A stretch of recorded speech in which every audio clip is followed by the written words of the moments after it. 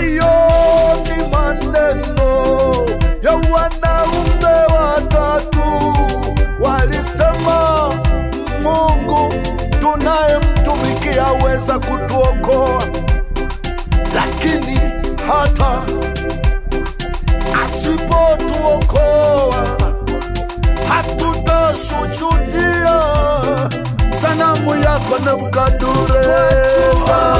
Aweza kutuokoa, aweza kutuokoa, hata asipotuokoa watabaki kuwa Mungu. Aweza kutuokoa, Yesu aweza kutuokoa, hata asipotuokoa watabaki kuwa Mungu. Hatutasujudia sanamu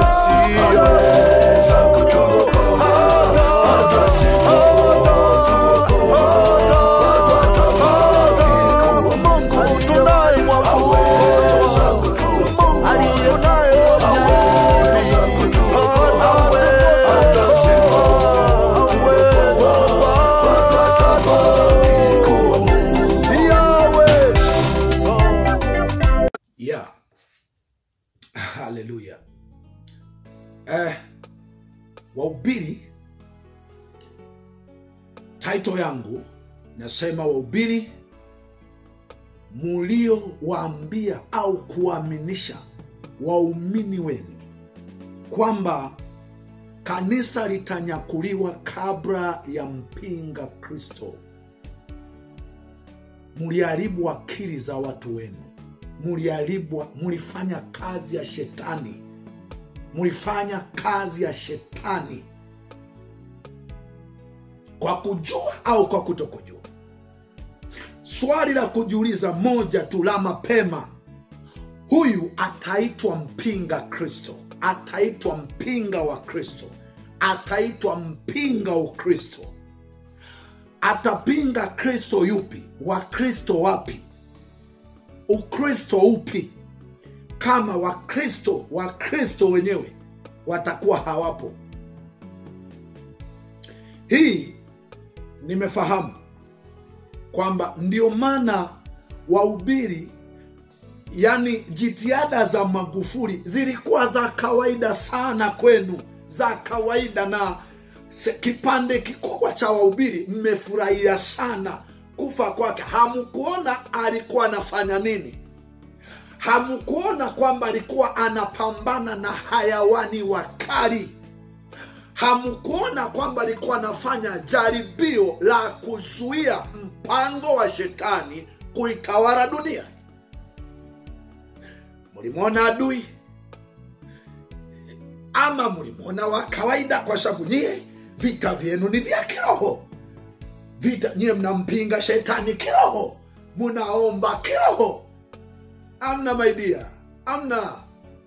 Sema nyie ni viongozi vipofu wa vipofu. Ni viongozi ambao ni mmebadilisha jina la kanisa tu, hasa mnaandika Kiingereza, lakini mfumo ni ule ule wa kibepari. Mfumo ni ule ule, mmoja ashibe wengine waishi kwa shida. Mmoja aendeshe gari zuri, aishi kifahari, aishi kwa uhakika, wengine hata ada za watoto sio amna, kwa sababu ni kuambiwa. Biblia hii ililetwa na wazungu, hii ilileta kwa kusudi la kuwaumiza wengi, kumnufaisha mmoja. Kwa hiyo mmepokea maandiko, mmepokea Biblia kwa picha ile ile. Ni watu ili sasa muwadanganya watu, muwadanganye mupate sana mali zao. Lazima muambie wenyewe wanaenda kupata mbinguni. Yesu huyo yuaja, Yesu huyo yuaja. Wewe unakula, unaendesha gari, unakaa kwenye nyumba nzuri, watoto wanasoma shule za kimataifa, watu wako naambia Yesu yuaja. Huo ndo mpango wa wazungu, wachukue madini, wachukue vitu vyetu, waseme nyie ni wasafiri, nyie ni wapitaji. Yesu yuaja kuwachukua. Na nyie toa, jenga, nibariki, nunulie gari. Nimecheka kijana mmoja kaigiza, akasema wachungaji wao tunawapa hela moja kwa moja, tunawachangia michango moja kwa moja, ila wao wanatuombea sisi baraka. Akasema sasa na sisi wanapohitaji magari, wanapohitaji chochote, tuwe tunawaweka chini, wanapiga magoti, tunawaombea vije. Hivyo ni vitu ambavyo mumeigana, yani mumeigana, ni nembo nyingine, kusudi lile lile, jina lingine la kanisa la dini, kusudi ni lile lile. Mumesoma andiko gani? Andiko gani nasema kanisa itanyakuliwa kabla ya dhiki kuu? Biblia ipi hii? Au ndo vile mkisoma kahaba vichwa 12 vya joka, munaanza kushughulika na mafumbo wakati vilivyo wazi hamujamaliza, hamujaviweza. Viongozi vipofu wa vipofu, ukashughulika na vichwa 12. Theolojia, mimi sijasoma theolojia, sijasoma theolojia, na sifikiri kusoma kwa ushetani wowote na hatua yoyote. Chukueni yoyote, tungeni sheria yoyote, isukumeni serikali, ichukua hatua zozote. Kuna wakati nikiangalia vizuri, theolojia ni kitu kama cha kusoma historia ya mambo yalikuwa, lakini humo ndani kumeingia na waganga njaa wengi ambao ndio waliopotosha sana historia husika. Badala ya historia kumeingia vimafundisho vingi vya kutunga, vingi vya kishetani. Ndivyo vilivyowasomesha maandiko ya majoka la vichwa 10. Unadini na vichwa 12, vitu vya wazi umemaliza wewe. Kumbukumbu 29 mstari wa 29, Biblia inasema mambo ya siri ni ya Bwana, yaliyofunuliwa kwetu ni yetu sisi na watoto wetu. Kwa nini tunadini na mafumbo? Nina ufunuo, ngoja niandike kitabu cha Ufunuo nikifafanue kitabu cha Daniel. Umefafanua lipi sasa? Unakwenda kutunga mambo juu ya Mungu. Haya, mpinga Kristo atapinga nani? Mimi nataka nisome maandiko, yaliyo wazi. Nitaacha kipengele kimoja tu ndo tusibishane hapo. Mathayo 24. Nisome maandiko yaliyo wazi kabisa. Ndo maana mkujua hata umuhimu wa Magufuli. Yaliyoandikwa, unabii ulioandikwa lazima utimie. Unabii ulioandikwa lazima utimie. Mungu yupi? Mungu hatamani kumwangamiza mwanadamu. Hatamani kumwangamiza mwanadamu. Unabii mwingi Mungu alitoa akitaka yatokee, yawashtue watu wamrudie. Ni kweli anaweza kuangamiza, lakini anaogopa nini kuangamiza? Anaogopa nini? Mungu hataki kumwangamiza mwanadamu. Kabla sijasoma huu ujumbe, sijasoma sasa kuingia mpinga Kristo atakuja wakati gani kwa mujibu wa Biblia hii. Sio hizo mnazookota. Hii tu ya kawaida King James sio mnaita imewashinda. Mmeshachukua ya kisasa, mmechukua ya Kiunani, mmechukua ya Kiebrania, mmechukua ya wenda wazimu tu, wehu tu. Kidogo kikikushinda, kikubwa hukiwezi. Hii ndogo imeshindwa kukusaidia, unaenda kuchukua ya Kiunani, ya Kiingereza, ya Kiebrania, ya Kifilisti, ya Kiislamu. Unachukua kutambishia tu Kiunani, Kiingereza, Kiebrania, shamba tu. Kiebrania, Kiunani ni sawa na Kichaga tu na Kisafwa na Kindari. Shamba tu. Tambishia wa shamba tu.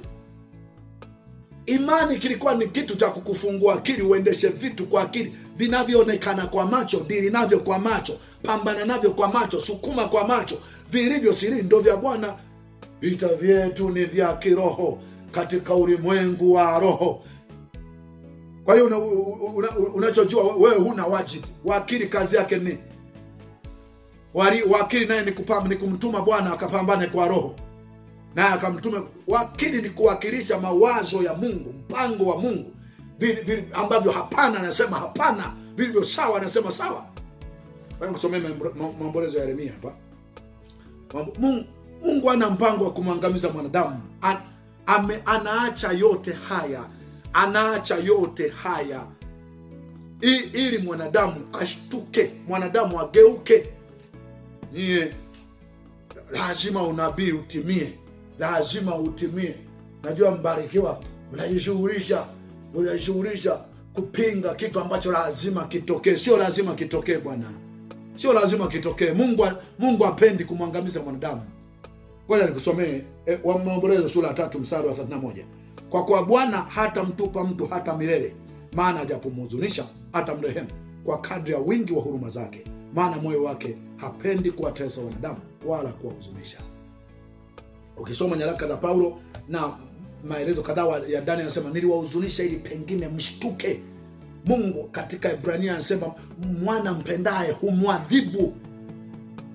Anaruhusu haya ili tushtuke, na tusiposhtuka kweli anaangamiza. Haya, nirudi kwenye mpinga Kristo. Atakuja baada ya kanisa kunyakuliwa. Mimi nitafutie Biblia. Najua hapa ni Myasia tu. Huyo anayeongea ni nani? Unajua sisi tupo mababa. Tupo tunaheshimika na serikali, tunajulikana vya kujulikana serikali ni vyenu wenyewe. Waliomuua Yesu hawakujulikana serikali. Vya kujulikana serikali ni vyenu wenyewe.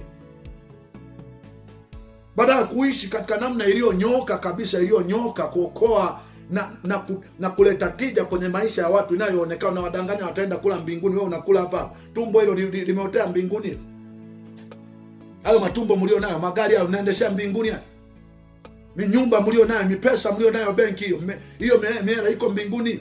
Watu wenu hata ada za watoto hawana mbinguni. Ndio maana amewadanganya, wapo tu. Sasa kanisa linanyakuliwa. Kanisa linanyakuliwa. Na mibarakoa ameweka mdomoni, kanisa linanyakuliwa. Magufuli kawapigania. Kafa akiwa anapigania shetani asitawale duniani ama asitawale Tanzania. Paka kuna baadhi mmeamua kuwa nyuma anayesema ushoga ni faraga. Ndo Mungu amewatokea, amewaambia huyu ndiye atakayekuwa ametokana na Mungu. Wana wa majoka mliolaaniwa. Mtu anayesema ushoga ni faraga ndo Mungu amtumie huyu. Mititu inakataa uwepo wa Mungu usiku na mchana, inapigania ushetani kutawala duniani. Ndo Mungu anakufunulia kwamba huyu ndo atakuwa mtawala atakayetoka kwa Mungu. Mungu gani? Mungu joka. Enyi wana wa majoka. Mungu gani? Mungu joka. Ameondoka Magufuli. Jifunikeni kitambaa usoni, jifanyeni hamu yaoni. Yanakuja. Sema haya magonjwa yalitabiriwa magonjwa. Yalitabiriwa, kwa hiyo lazima yatokee. Ni ugonjwa. Ngoja nikusomee maandiko haya katika Wathesalonike na Mathayo. Na uje uleta andiko moja lilo wazi, nasema kanisa itanyakuliwa kabla ya mpinga Kristo. Leta moja tu. Mmeharibu akili za watu. Yaani yote hiyo ili mzidi kuaibia kwa sababu Yesu yu waja. Toeni pesa, toeni. We kitambi akiotei mbinguni kinaota hapa. Magari mazuri amuendeshe mbinguni, mnaendeshe hapa. Nyumba nzuri na mipesa mingi sana munayo, hamuendi kuendesha mbinguni, mnaendeshe hapa. Miera hiyo mnayo hapa. Hakina kibwetere. Hapa sijui inaongea na mimi, sifuatiagi imani yenu. Nimeshtuka na zinakomentiwa mara kusema wewe kanisa inanyakuliwa kwanza. Kanisa inanyakuliwa lipi? Haya, ngoja nisome mstari wa 15. Mathayo, nasoma mstari wa 15 mpaka 31. Nisome tu kwa haraka. Mstari mmoja tu wa chukizo la uharibifu. Si uchambui sana hapa. Tukienda kwenye Wathesalonike tutaona hii chukizo na korona na chanjo vinaendanaje. Unaacha kutumia macho na akili za kawaida. Wasomi wanatumia mikaratasi. Wanaona kabisa korona, hatujafunga mikaratasi mdomoni, shindilia mdomoni. Hatujatawanyika, hatufi. Wanasema ipo hiyo. Wasomi wanatumia mikaratasi. Wanasayansi wanatumia mikaratasi. Akili zote wamechukua wazungu. Watumishi mnatumia Roho Mtakatifu na kiroho. Akili wamechukua wazungu. Vinavyoonekana hamudili navyo, mnadina vya rohoni. Mtaviweza nyie. Mtaviweza. Sema tu waoga na nyie mmeshiba. Ni wa ulimwengu huu, ni wa dunia. Hata likija hili mbona mlivaa tu mibarakoa tu, mlivaa kanisani? Mbona mlivaa mibarakoa? Mbona mlivaa? Nani amekufa kwa ajili ya kukataa kwamba namwamini Mungu ndiye ulinzi wangu na usalama wangu? Ushaambiwa kila kitu lazima tutii, mpaka Magufuli alisema mbona kuna watu walikufa kwa ajili ya imani? Kwa nini watu wa Mungu hamko tayari kufa kwa ajili ya imani? Sema Magufuli wewe dikteta, Magufuli wewe alikuwa anawapigania nyie na akawafia nyie. Kawafia nyie. Kawafia nyie. Hamkujua, mtayaona.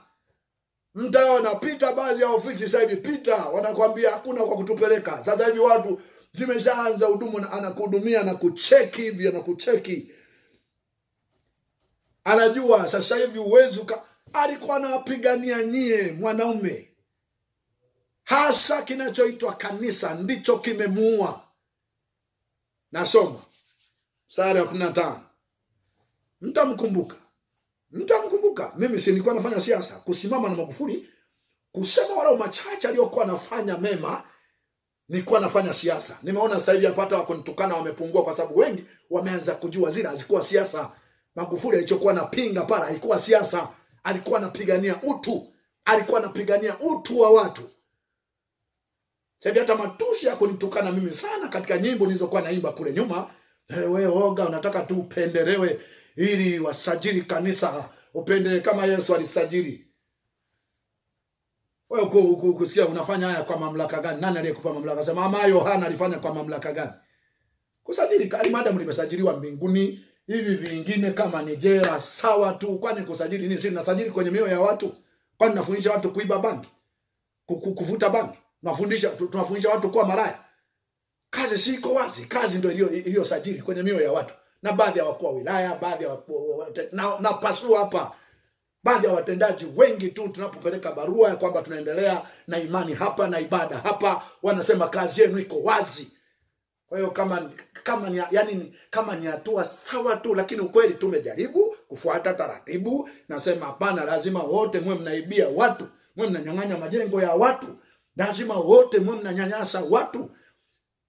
Hii ndio tujue, ndio imani, ndio wokovu. Wokovu lazima mwe mnanyanyasa walio chini yenu. Mimi nikasema no. Diwaro naliwe. Moga, nataka ndo hili wakusajili haraka. Nimejaribu.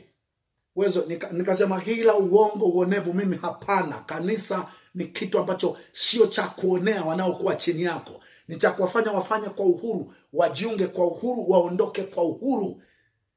Kama ni wachungaji wameanzisha kanisa mahali, waingie kwa uhuru. Anakisema tumeshindwa na atoke kwa uhuru, atoke na mali alizochuma, atoke na vitu vyake. Anasema hapana, lazima unyang'anye. Unajua kuanzisha kanisa ni dili, lazima unyang'anye vile vitu. Mimi siwezi utapeli, siwezi. Jera iko wapi? Jera na inikute. Siwezi utapeli mimi. Nasoma, umeanza kuelekea wapi? Huko ndo ambako hataki. Narudi hapa. Mathayo 24:15. Basi hapo mtakapoliona chukizo la uharibifu lile lilonenwa na nabii Danieli, limesimama katika patakatifu, asomaye na afahamu. Limesimama katika patakatifu. Hii utaiona Wathesalonike wa pili sura ya 2 pale. Korona ilipowaambia tokeni kanisani ikae yenyewe. Tokeni kanisani ikae yenyewe, au uvaaji wa kanisani na agiza mimi. Sehemu kubwa iliwatoa kanisani, wachache waliobaki iliyowaruhusu, imeagiza kanisani wavae shindilia, wasiseme Yesu sawa. Wavae shindilia. Utaiona hii ili andiko hili, utalioanisha na Wathesalonike wa pili pale nitakaposoma, ndipo utajua chukizo la uharibifu linasimamaje. Ukija kwenye 666 imesema hapa ndipo penye hekima. Hiyo namba haiji kama namba. Hiyo chanjo unayojua wewe ni chip. Ni kitu kitaingia, kitategemea muda, kina muda kimewekewa. Kuna alama itatokea. Leo hii kile kitu ukipigwa picha tu ina uwezo wa kuscan kujua wewe ni wa kwetu, wewe sio wa kwetu. Qatar, hiyo hakuna kuuza wala kununua mpaka uwe umechanjwa, na duka lolote unaloingia lazima akupige picha ama kuscan kwa simu, alafu simu inaonyesha picha hapa kwamba huyu ni wa kwetu, msiwe na shida naye. Si siku nyingi, hata asije na hela. Hiyo chanjo tu itakuwa ndo pesa zake. Naongea na watoto Qatar, na watoto karibu dunia nzima, mabara yote, na kila kinachoendelea huko najua.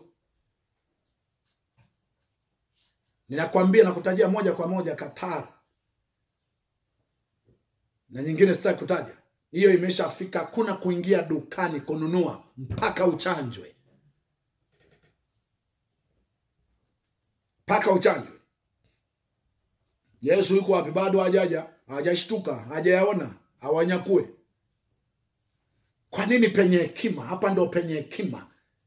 Unajua hiyo kitu haita kuja tu 666 tunawagonga 666. No. Nakuja kwa hesabu gani?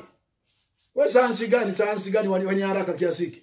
Sayansi gani wenye haraka kiasi hiki? Sayansi gani? Wanakujua chanjo wiki ijayo wameanza kuchanja, mwezi ujao wameanza kuchanja. Sayansi gani? Hiki kitu kipo miaka 2000 iliyopita. Muda hautatosha ningekusomea maandiko. Waraka wa kwanza Yohana sura 4. Nasema kwamba asiyekiri kwamba Yesu ni Mungu, huyo ndio mpinga Kristo. Hiyo ndio roho ya mpinga Kristo ambayo mmesikia yaja na sasa ipo duniani. Ipo tangu miaka hiyo. Itokeeje? Nilikuwa inashindwa. Imekuja kutokea penye corona na chanjo. Wanajua chanjo ya kawaida, ni maendeleo, chanjo ya kawaida. Fuatilia daktari yoyote wa kweli, sio akina Kigwangara. Fuatilia daktari yoyote wa kweli. Sayansi ina uthibitisho, inathibitisha kwa miaka 3 chanjo ndio inaipeleka kwa wanadamu mwaka 4. Ni wameanza mwaka jana mwishoni, tayari wameshathibitisha. Tumeshakuwa nyani sisi. Wanachojua ni chanjo. Wako kimya, unasubiri kunyakuliwa. Soma haya maandiko. Una corona. Wewe ndio uliyeumba kukohoa. Acha niwe nakohoa bwana. Na mimi nimekusudia kutokuedit, nitakuwa nakohoa tu. Una corona na wewe tayari. Tulikuwa nakohoa tangu tuzaliwe. Na taendelea kukohoa tu. Ni kujirefresh. Na kitu hakiko sawa, unajirefresh. Mungu aliyeumba, tukumbwa na wazungu sisi. Asoma anafahamu 16. Ndipo nataka nisome tu yote. Ndipo walio katika Uyahudi na wakimbilia milimani, na aliye juu ya dari asishuke kuvichukua vitu vilivyomo nyumbani mwake, wala aliye shambani asirudi nyuma kuichukua nguo yake. Ole wao wenye mimba na wanyonyeshao siku hizo. Ombeni ili kukimbia kwenu kusio wakati wa baridi, wala siku ya Sabato. Kwa sababu hapo hiyo dhiki hizo ndio ubiria nini hizo dhiki hizo na mateso hayo. Ubiria nini kitheolojia? Mimi nataka nikujie dhiki itatokea wakati baada ya kunyakuliwa, kabla ya kunyakuliwa. Dhiki itatokea baada ya kunyakuliwa, kabla ya kunyakuliwa. Ndio mgogoro wangu huko hapo. Kwa kuwa wakati huo kutakuwapo dhiki kubwa ambayo haijatokea namna yake tangu mwanzo wa ulimwengu hata sasa, wala haitakuwapo kamwe. Na kama siku hizo zisingalifupiswa, asingaliokoka mtu yeyote, lakini kwa ajili ya wateule zitafupizwa siku hizo. Hii ni second selection. Kuna first na second selection na third selection. Yani kuna chaguo la kwanza mtanyakuliwa kabla, kuna chaguo la pili, kuna chaguo. Hiyo ndio mmesoma wapi? Kwa ajili ya wateule zitafupizwa. Hizo siku kwa ajili ya wateule zitafupizwa, kwa ajili ya wateule. Wametoka wasingekuwa wateule, dhiki hiyo ingeendelea muda mrefu. Kwa ajili ya wateule zitafupizwa. Watatoka wapi? Hapa katikati soma manabii wa uongo. Haya, ngoja nisome kwa sababu hivi ndio wakati watainuka na maajabu mengi, na utaisoma kwenye Wathesalonike. Sikia. Na kama siku hizo singalifupizwa, asingaliokoka hata mtu yoyote. Lakini kwa ajili ya wateule zitafupizwa siku hizo. Wakati huo mtu akiwaambia, tazama Kristo yupo hapa au yuko kule, msisadiki. Kwa maana watatokea makristo wa uongo na manabii wa uongo, nao watatoa ishara kubwa na maajabu, wapate kuwapoteza kama yamkini hata walio wateule. Wametoka wapi? Hao wanaoambiwa ni wanafunzi, watawaambia wakati huo wa dhiki hiyo, dhiki kubwa, watawaambia Kristo yuko kule, Kristo yuko kwenye mafuta, Kristo yuko kwenye maji, Kristo yuko kwenye unabii. Kristo unabii wenyewe wa kihuni, vijana wenyewe wa kuni. Ukifuatia background, yani nimejaribu kufuatia watatu wanne, unajua kukua kwingi ni kona mengi. Nimejaribu kufuatia nikaona yani walikuwa kuni, hata kusikia huyu ni nabii unaona kweli kabisa, kwa sababu mimi nilichokuwa naona si siku nyingi angekuwa mganga wa kienyeji. Kwa tabia zake angekuwa teja au mganga wa kienyeji. Unasikia leo ni nabii. Huyu ni nabii. Kufuatia historia za wanaoitwa nabii. Nyuma tu hapa alikuwa ni kijana ambaye bangi sio bangi, pombe sio pombe. Leo unasikia ni nabii. Wakati huo unasikia watatokea makristo wa uongo na manabii wa uongo, na watatoa ishara kubwa na maajabu wapate kuwapoteza, kama yamkini hata walio wateule. Wametoka wapi wateule? Waishanya kuliwa kabla ya dhiki kuu. Utanielewa tu. Tazama nimekwisha kuwaonya mbele. Basi ni wakiwaambia yuko jangwani, msitoke. Yumo nyumbani, msisadiki. Kwa maana kama vile umeme utokavyo mashariki ukaonekana magharibi, hivyo ndivyo kutakavyokuwa kuja kwake Mwana wa Adamu. Kwa kuwa popote ulipo mzoga, ndipo watakapotokea tai. Umemaliza? Umeona sasa? Umeona? Nakuja. Sasa hivi Yesu sio katika kitu ambacho unaona, yani wewe utendi dhambi, huishi kwa udhalimu, huishi kwa uongo, bado huna Yesu, lazima ukatabiriwe miujiza. Yuko kule, yuko kwa nabii yule, yuko wahuni tu wao. Wahuni tu. Kuna nabii sasa hivi. Nabii anachunga kanisa. Si tu mjini shida. Nabii anachunga kanisa, nabii. Anachunga kanisa, nabii. Nabii anakaga milimani mali wasipo watu. Milimani akitokea mjini tu, ujue ni maonyo makali juu ya uovu. Hii mihuni tu inayokwenda kutabiri utashinda, utaweza, utafanikiwa. Mihuni tu hii. Nabii anatabiri mafanikio waovu, anawatabiria maovu nabii. Ndio inayokusanya watu leo wamejaa hapa, kesho wamejaa pale. Hawa wanahamia hapa kwa sababu waovu wanataka vya haraka na vya kihuni na vya kiganga. Leo yuko kwa nabii huyu, kesho kasikia katokea yule, kesho yule anakanyaga mafuta, kesho yule anakunywa mafuta, kesho yule anakunywa mafuta, kesho yule ndio vinahama tu. Kule wanakunywa mafuta, kule wanakunywa mafuta, kule wanaiba mafuta, kule wanakanyaga, kule wanavaa magunia, kule wanavaa vitambaa, kule wanapokea chumvi, kule wanapokea mandazi, kule wanapokea biskuti, kule wanapokea kwani inahama tu, inaenda tu kule. Kupoteza yamkini hata walio wateule. 29. Mathayo 24:29. Lakini mara baada ya dhiki ya siku zile, jua litatiwa giza na mwezi hautatoa mwanga wake, na nyota zitaanguka mbinguni na nguvu za mbingu zitatikisika. Ndipo itakapoonekana ishara yake Mwana wa Adamu mbinguni. Ndipo mataifa yote ya ulimwengu watakapoomboleza, nao watamwona Mwana wa Adamu akija juu ya mawingu ya mbinguni pamoja na nguvu na utukufu mwingi. Hii nikiongea hapa hamtanielewa hii. Sema mmoja atakuwa anaima, mmoja ataliwa, mwingine aachwa. Mwingine atakuwa wamelala, mmoja ataliwa. Ile ilikuwa muwe active, watu ambao utakatifu mnajitakasa mnapoona dalili za kuondoka. Wengine sisi nasema hivi, kwenye uovu kuna faida gani hata nije nijitakase nikifika kanisani? Yaani mimi tu uovu wenyewe kufanya, uovu wenyewe sifanyi kwa sababu uovu hauna faida. Uovu hauna faida, yani uovu hauna faida yoyote. Wazee wa kujitakasa anasema mara baada ya dhiki ile hata kunyakua kwenyewe haji kunyakua kiwizi. Aibe nini? Anamuogopa nani? Alimuogopa Elisha alipokuwa anamtoa Elia.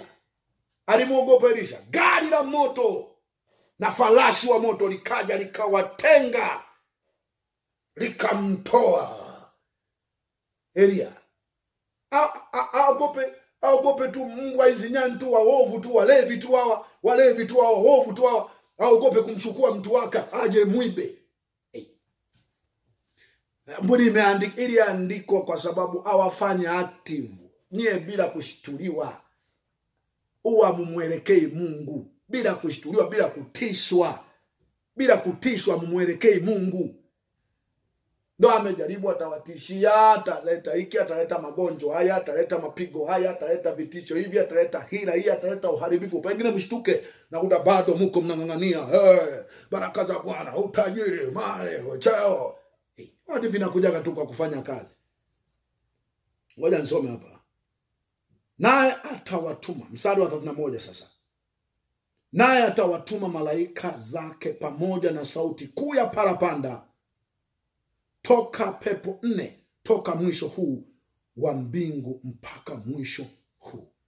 Naye atawatuma malaika zake pamoja na sauti kuu ya parapanda, nao watawakusanya wateule wake toka pepo 4, toka mwisho huu wa mbingu mpaka mwisho huu.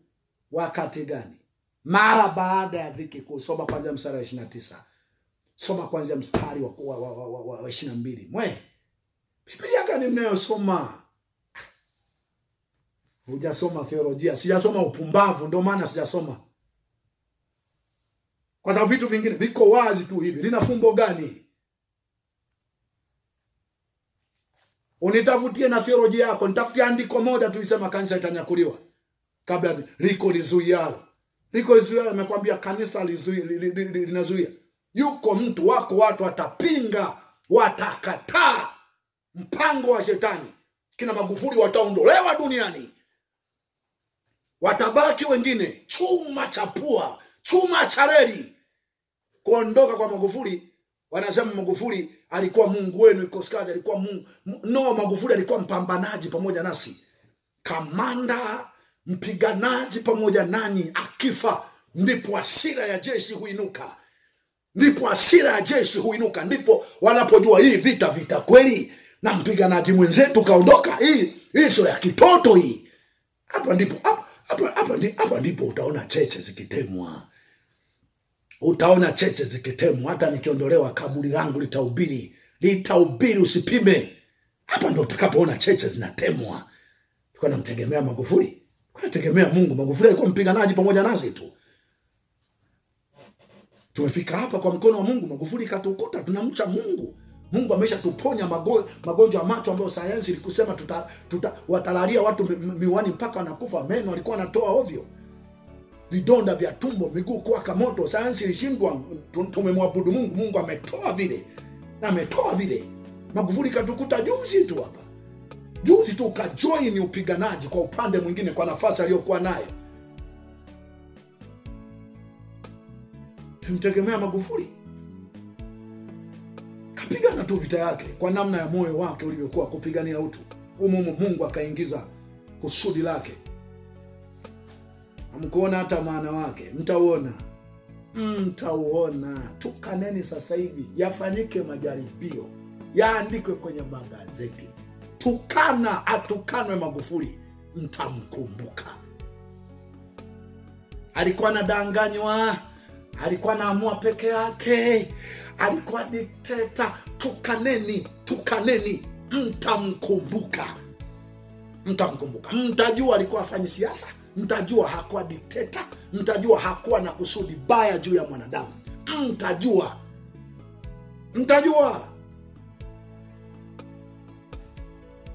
Mimi nilipokuwa namunga mkono ilikuwa siasa. Nimeacha neno, si ndio?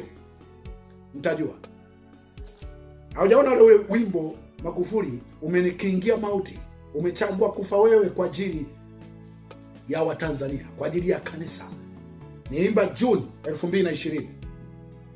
Nimekuja kuposti baada ya kufa. Sijaona tusi hata moja, lakini nilivyo wimbo wakati ule ilikuwa ni matusi mwanzo mwisho. Pengine mtaanza saizi kutukana. Katika comment nyingi, nimeangalia zaidi ya 68. Nimeposti juzi, wakati nilipoposti awamu ya kwanza 1040 hamkufika. Mmeanza wachache, wako vijana fulani walipofafanuliwa juu ya nyuma kichoko chanjo Tukuyu. Tukundo mmoja watu wanajiita Chadema kweli. Chadema sisi, kuna watu Chadema walipokuwa shika kusudi jema 2015 tuliwapigia tena kwa kuhamasisha kanisani, wakapigiwa Chadema. Walipoona kaja mtu ana kusudi la utu, walimgeukia shetani mazima. Wao ni wazee wa barakoa, wazee wa chanjo, barakoa, chanjo, sanitizer, wamepigia debe ushetani mpaka ukawaangusha vibaya, na bado wameushikia bango. Mimi sina chama chochote. Mimi Mtanzania, na Tanzania ni alama ya Mungu duniani. Mimi sina chama chochote, ila napinga upumbavu unaotokea kokote, na mpinga yoyote hasa aliye kinyume cha Mungu, hata kama kajificha kwenye uvuli wa siasa. Wathesalonike wa pili, kuanzia mstari wa kwanza. Kuanzia mstari wa kwanza. Utanitafutia sasa wewe andiko lingine linalosema kanisa itanyakuliwa kabla ya dhiki kuu. Mpinga Kristo atakuja baada ya kanisa kunyakuliwa. Atapinga nini? Wakati huo anaitwa mpinga Kristo, mpinga Ukristo, mpinga wa Kristo, mpinga ibada.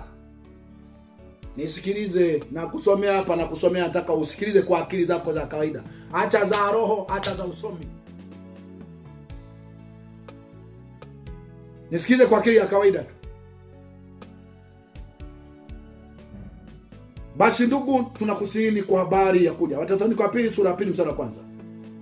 Basi ndugu, tunakusihi kwa habari ya kuja kwake Bwana wetu Yesu Kristo na kukusanyika kwetu mbele zake, kwamba msifadhaishwe upesi hata kuiacha nia yenu, wala msisitushwe kwa roho, wala kwa neno, wala kwa waraka udhanio kuwa ni wetu, kana kwamba siku ya Bwana imekwisha kuwapo. Mtu yeyote asiwadanganye kwa njia yoyote, maana hiyo siku ya Bwana haiji usipokuja kwanza ule ukengeufu, akafunuliwa yule mtu wa kuasi, mwana wa uharibifu, yule mpingamizi ajinuae nafsi yake juu ya kila kiitwacho Mungu ama kuabudiwa, hata yeye mwenyewe kuketi katika hekalu la Mungu akijionyesha nafsi yake kana kwamba yeye ndiye Mungu. Narudia kuanzia mstari wa 3. Narudia, nisikilize kwa masikio ulioumbwa nayo na Mungu. Yalikuwa kamili hayo. Nisikilize, ninuse kwa pua ulizoumbwa nazo na Mungu, sio kwa pua ya likaratasi na shindilia mdomoni. Nusa hata harufu yangu. Ninachoongea ndio kilivyoandikwa, ndio kilivyomaanishwa. Soma ya kisasa, ya Kiunani, ya Kiebrania, ya Kigiriki. Soma, maana ni hii hapa. Nisikilize. Nisikilize, narudia kusoma sasa. Nisikilize sasa. Nisikilize na kuokoa mwenyewe hata kama unaniona nimekasirika. Nisikilize na kupigania wewe hata kama utachukua hatua mbaya juu yangu. Na kupigania wewe. Chukua Biblia yako, soma hata kama ni ya Kigiriki, ni ya Kisafwa, ni ya Kichaga, ni ya Kiyunani, ni yoyote soma. Soma ni ya Kimeru, ni ya Kigogo, chochote unachojua wewe, soma hiyo Biblia. Mtu awaye yoyote, Wathesalonike wa pili sura ya 2 mstari wa 3 sasa. Mtu awaye yoyote asiwadanganye kwa njia yoyote, maana hiyo siku ya Bwana haiji usipokuja kwanza ule ukengeufu, akafunuliwa yule mtu wa kuasi. Mtu wa kuasi huyu ni mtu aliyeplani chanjo hii, ni mtu anayetaka kuitawala dunia anavyotaka, ana msaada wa shetani. Teknolojia imemfanya afanye maajabu mengi, anajiona ni muumbaji. Huyu ni mtu kajificha kwa wataalamu, ni mtu kajificha kwa wanasiasa, ni mtu huyu, ni mtu anataka kuitawala dunia yote.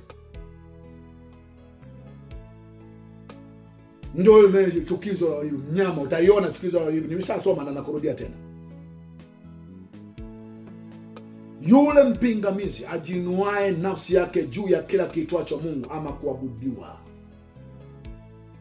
Leo hii hakuna cha Muislamu, hakuna cha Mbudha, hakuna cha nini. Alipoambia toka misikitini, toka makanisani, alienda kukaa yeye. Mimi ndo Mungu, sayansi ndo Mungu, chanjo ndo usalama wenu. Wewe ukawa salama mpaka ni uchanjwe. Toka we. Hatujafika hapo kwa michanjo yako ya kishetani. Tumefika hapa kwa mkono wa Bwana. Natukana matusi. Kama uulize Yesu, yalipozidi alimwambia, kama mwambie Herode, mwambieni yule mbweha. Na kuambia toka we. Hatujafika hapa kwa chanjo. Jipange kwa lolote. Jipange kwa lolote.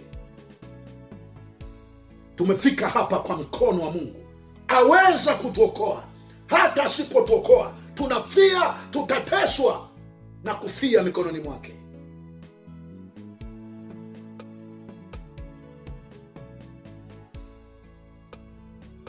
ajinuae juu ya kila kitu cha Mungu. Hakuna cha Allah, kuna cha Yesu, kuna cha nani.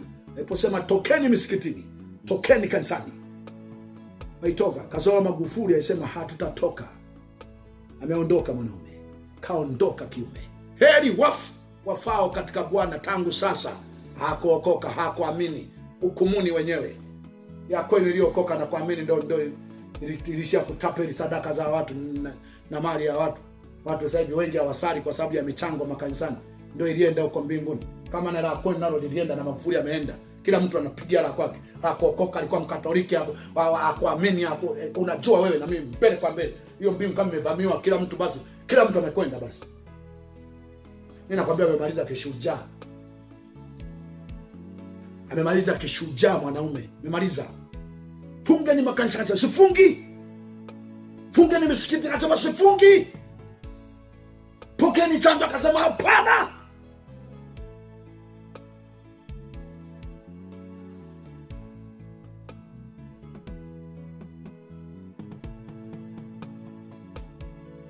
Nasoma 3b kama sio si. Hata yeye mwenyewe kuketi katika hekalu la Mungu akijionyesha nafsi yake kana kwamba yeye ndiye Mungu. Hiyo ndio corona. Tokeni makanisani, msikusanyike, ikaya yenyewe. Mimi hapa nije tangazo lolote. Sivai barakoa kanisani. Hapa eneo la kanisa hili. Huko nje naweza ikatokea niwahi kuvaa wakati fulani nilienda Wizara mambo ya ndani. Wasema lazima uvae, na wakati serikali imeshapiga ila kwa sababu ulikuwa ulaji, lazima uvae. Nilipiga lile. Nakwambia tu kweli, nilipiga lile nikaingia ndani. Nilipokutana na wahusika kule ndani, nikalitoa, nikamwambia madhara ya hicho kitu. Akasema hapana mchungaji, hii ni nani tu njaa ya vijana hapo nje, kwa hiyo achana nayo tu, hii wasamee tu, achana nayo hiyo. Eneo hili haitavaliwa barakoa wala kuweka sabuni. Sawa. Sisi tuna mibomba kila mahali. Vyooni viko 7 si 8. Kanisa yenyewe na watu watamia wafiki. Vyo vya kutosha kila mahali kuna mibomba, na sisi usafi ni jadi yetu, tabia yetu. Kienda vioni visafi, sio kama vya stendi, sio kama vya makanisa, visafi kweli kweli. Sisi usafi ni tabia yetu, ndio maana tujitakasi Bwana anapokuja. Sisi siku zote maisha yetu utakatifu ndo raha yetu. Maana wakali kwenye dhambi kuliko kutoa sadaka.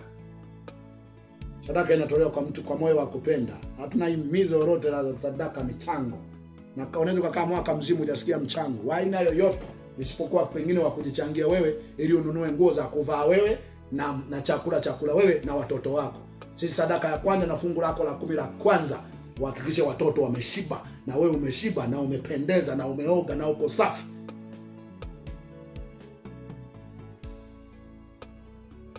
Mstari wa 5. Je, mkumbuki ya kuwa wakati nilipokuwa pamoja nanyi naliwaambia hayo, na sasa lizuialo mwaijua, yule apate kufunuliwa wakati wake. Lizuialo mwaijua. Magufuli kajaribu, sisi wengine tupo. Tanzania ndio iliyoweka geti mpaka wengine wameshtuka kwa Kwanza michanjo yenyewe wakubwa hawachanjwi. Wanapigwa viplastiki au wanaingizwa maji. Hawachanjwi, zinachanjwa mbwa na ngeregere tu za barabarani. Ukumwona waziri mkuu Osewe na waziri wa Uingereza wanaingiza kiplastiki kwa madaktari na jidai kuziba.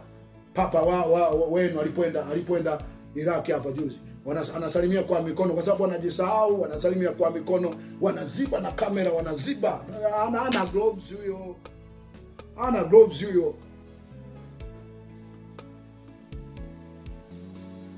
Hiyo ni uhuni tu. Amekufa wapi huyo? Amekufa wapi na corona? 7. Maana ile siri ya kuasi hivi sasa inatenda kazi, lakini yuko azuiaye sasa hata atakapoondolewa. Yuko azuiaye mpaka atakaponyakuliwa. Yuko azuiaye mpaka atakaponyakuliwa. Utaona uwawe. Akina Magufuli hao wameondoka. Yule mnyama ataua wengi wa Kristo. Wametoka wapi kama walinyakuliwa? Ataua wengi. Kifika mahala wenye moyo wa kweli na upambanaji wa kweli wakauawa. Mtaona cheche zake, mtaona cheche hata atakapoondolea, hata atakaponyakuliwa. Hii ni hata atakaponyakuliwa, atakapoondolewa. Kule haujasikia, hapa haujasikia kwamba ile siku ya Bwana haiji mpaka uje kwanza ule ukengeufu. Atakapoondolewa. Hapa ndo mstari wa 7 ndo atakapoondolewa, kuna kunyakuliwa, kuna kuondolewa. Kuondolewa ni kuforsiwa, kuondolewa na mtu asiyetaka, asiyekutaka. Hapo kuna kuuawa hapo. Kuondolewa na kunyakuliwa jambo moja. Nane, hapo ndipo atakapofunuliwa yule asili ambaye Bwana Yesu atamuua kwa pumzi ya kinywa chake na kumwangamiza kwa ufunuo wa kuwapo kwake. Yule ambaye kuja kwake ni kwa mfano wa kutenda kwake Shetani kwa uwezo wote na ishara na ajabu za uongo na katika madanganyo yote na udhalimu kwa hao wanaopotea, kwa sababu hawakubali kuipenda ile kweli wapate kuokolewa. Kwa hiyo Mungu awaletea nguvu ya upotevu wa uamini uongo, ili wahukumiwe wote ambao hawakuiamini kweli, bali walikuwa wakijifurahisha katika udhalimu. Kunyakuliwa kuko wapi? Siku ya Bwana haiji. Utakuja siku ya hukumu. Siku ya Bwana haiji. Anaongea nao ni Wakristo hawa, ni Wathesalonika hawa. Msishtushwe. Ni Wathesalonika, siku ya Bwana haiji. Watu wa Mungu, nitakujia. Niletee andiko. Linalowashikaga ni hili tu. Nimelisoma kwa uchanganuo huko juu. Niletee andiko moja tu. Kama namuongee chochote mnajitakasa mnaondoka. Mpinga Kristo anakuja. Atapinga Kristo yupo wakati mmeshaondoka. Naishi hapa. Mwena wakati mwema. Wewe jibu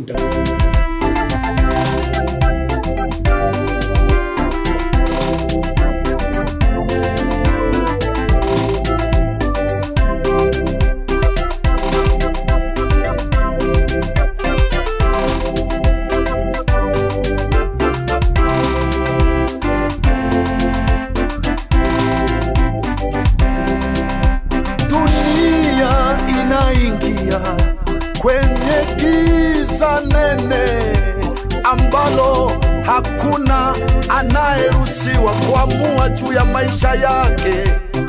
Sasa juu ya maisha yako utamuliwa na wataalamu na kila watakalosema. Hakuna wa kupinga, hakuna cha ninamu cha Mungu, hakuna cha sayansi ilishindwa kuondoa matatizo mengi. Sasa ni mwendo wa mlimoja. Wanasema munasema Mungu ashindwi, lakini mbona munakufa? Utadhani sayansi yao watu wao ndo hawafi. Mungu ashindwi, hata tukifa wote tunaomtumaini bado anabaki kuwaweza kuokoa. Tumtegemea. Baba zetu walikufa, lakini bado waliendelea kusema Mungu anaweza kuokoa. Sio kwamba tunasema Mungu anaweza kuokoa basi waliomtegemea hawakufa, walikufa, lakini Mungu anaweza kuokoa.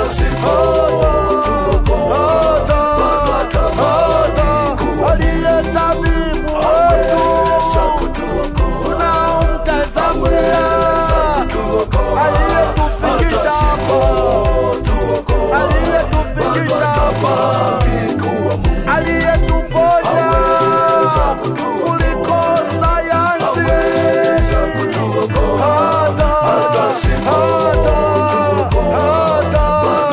Bado tutamtegemea. Hata tukifa wote tunaomtumaini tunarudi ni kwake. Hakuna mtu utakayekaa milele hapa. Shabikia chochote, furahia mateso na maumivu ambayo watu wa Mungu tutayapitia kwa kitambo.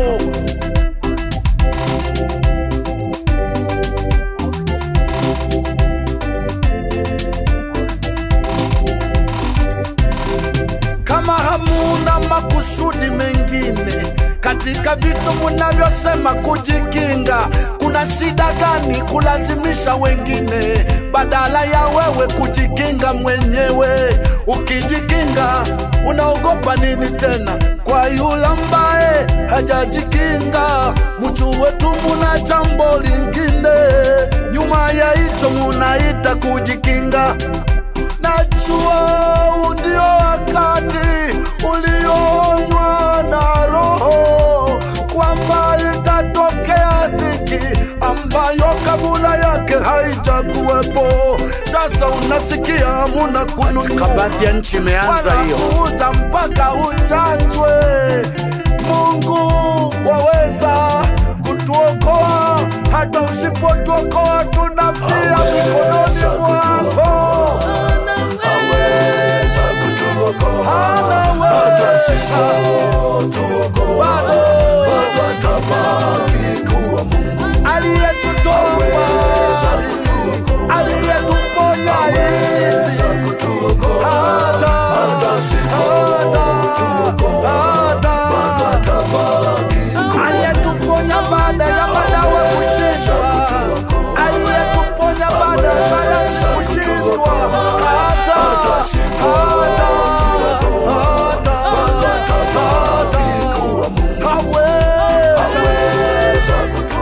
Ametutoa mbali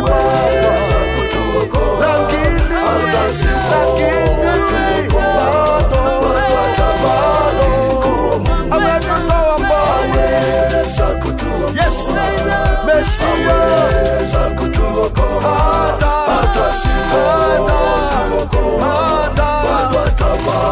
hata kama wengine wamekufa walisema ashindwi, hao sio wa kwanza. Haleluya, haleluya.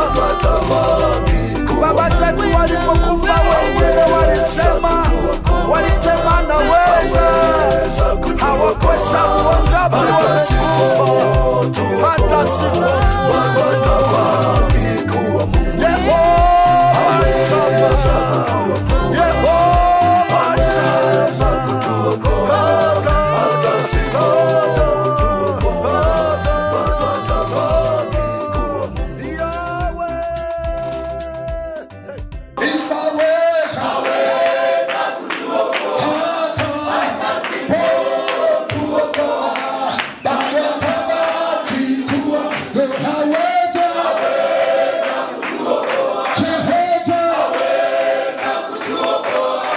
Hata